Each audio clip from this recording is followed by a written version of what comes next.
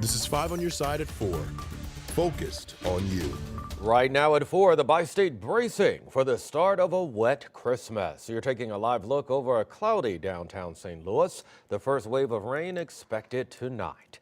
Good afternoon. I'm Brent Solomon. Kay Quinn has the day off. The Weather First team is staying ahead of that incoming rain for you. Let's send it over to Chief Meteorologist Scott Connell with a first look at the forecast. Well, Brent, we are talking about the clouds lowering and thickening around St. Louis. We've seen that over the course of the last few hours, but most of the rain still is off well to our west and southwest, but it is starting to impact parts of Gasconade County right now, trying to push into Franklin County, and some of it's reaching the ground despite the fact that the air is still quite dry. That's a look out in St. Charles where it remains dry. Traffic really picking up across the region this afternoon for sure. Not only rush hour, but a lot of folks are beginning that travel and, of course, last-minute shopping.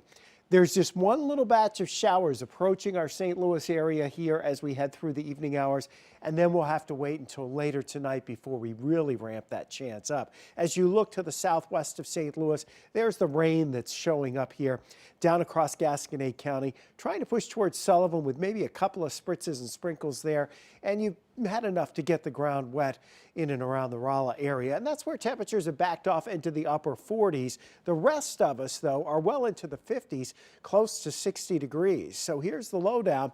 As we head through this evening, scattered evening showers, then widespread rain for early Friday morning. A mainly dry Saturday on the way, and then it'll get wet again. We'll break that down, Brent, in just a few minutes. All right, Scott, stay close. Don't forget, you can stay on top of the Weather First forecast anytime. Text the word weather to 314-425-5355. We'll send it right to your phone. Well, the roads and skies are beginning to fill up. Travelers are headed to their destinations for Christmas, and experts say this is the busiest holiday travel period in years. 5 on your side's Travis Cummings reports. Long TSA lines at St. Louis Lambert International Airport are hard to avoid this week, but families are glad to be in them. Our older son and daughter-in-law, they just moved to New York in September, so they invited us out, so we're thrilled. And then we're all flying back home together on Christmas Eve to celebrate Christmas with family here.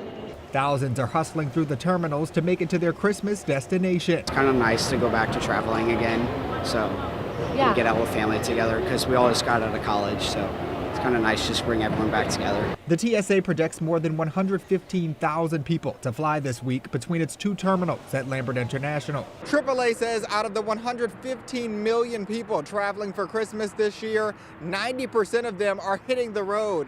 What better place to catch up with families than the home of the Great American Road Trip?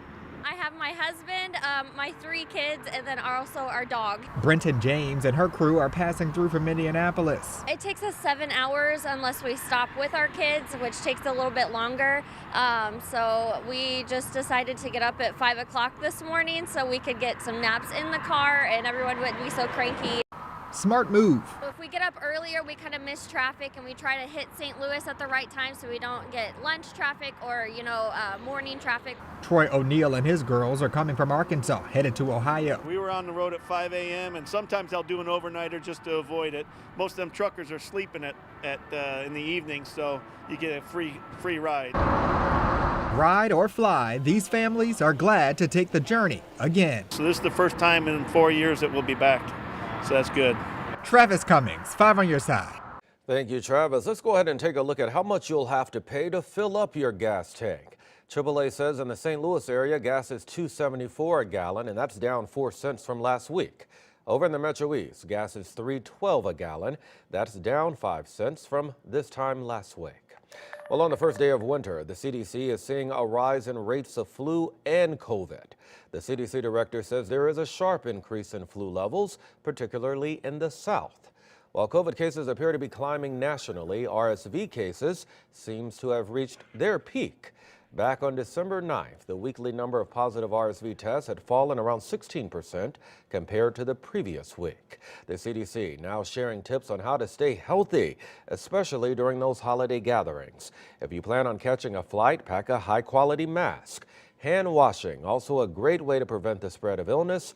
And to improve the air quality, open a window or use an air purifier. This will also help to reduce exposure to viruses. Right now, St. Louis County Police investigating a number of car break-ins and a stolen car. Around midnight, officers were called to an apartment complex on Lindbergh and Schutz outside of Creve Coeur.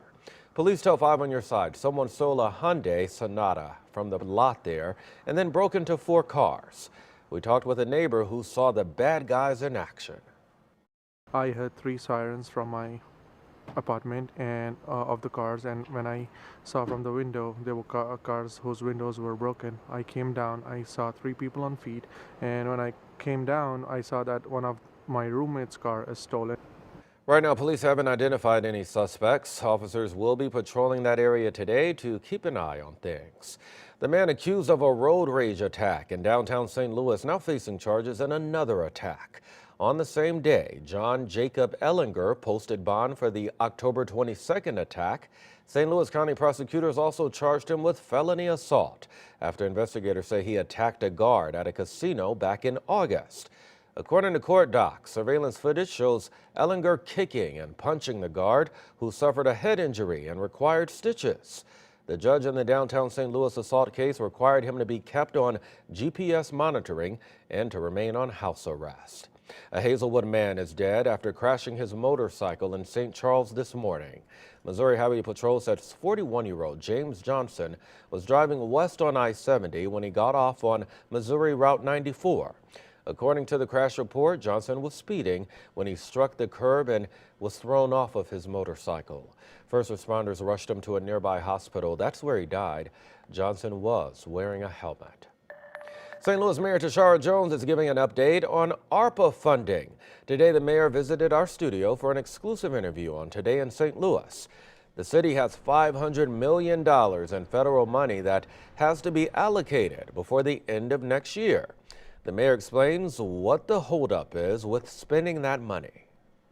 We get a lot of questions about why it's taking so long to spend the ARPA funds, and there are a lot of strings attached when you have big gifts from the federal government. We have to do quarterly reporting, and we want to dot every I and cross every T to make sure that we don't have to send this money back. Mayor Jones says the city is trying to make sure that ARPA funds are spent on projects that will make a large impact on the entire community. Blues broadcasts the agreement that will keep the note on Valley Sports through the end of the year.